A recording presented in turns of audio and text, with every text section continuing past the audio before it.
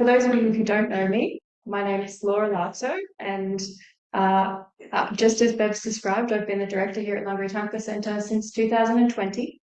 That means that I'm part of a small but fortunate little team of directors with the FPMT, affectionately titled the COVID directors, because we came up through the silence, the deafening silence of COVID shutdowns, sort of like an underground sleeper cell, if you will. I've managed to get through 2 full rotations of Discovering Buddhism, and I'm patching my way through my 3rd run at the moment.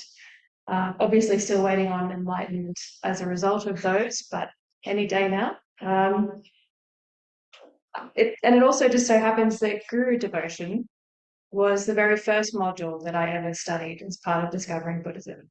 And a bit of a spoiler alert here, straight off the bat, it's the first one that I really fell in love with.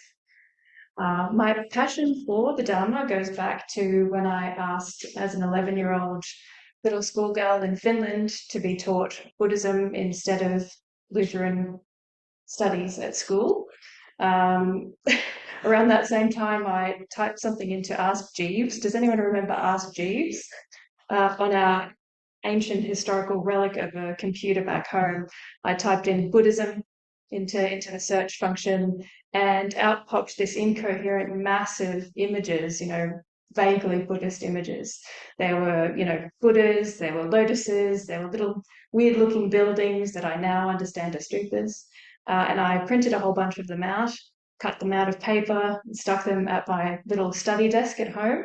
And I now recognize that as having been probably my very first altar. Then it wasn't really until my late 20s when I rediscovered Buddhism properly.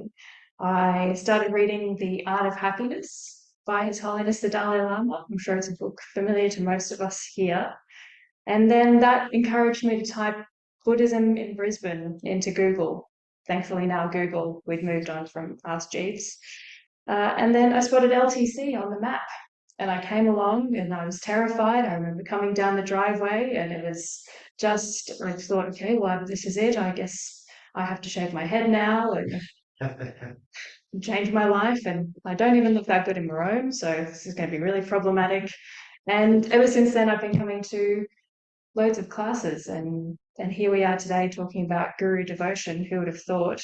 And as a very lucky director at Rinpoche's Centre, acting as his hands and feet.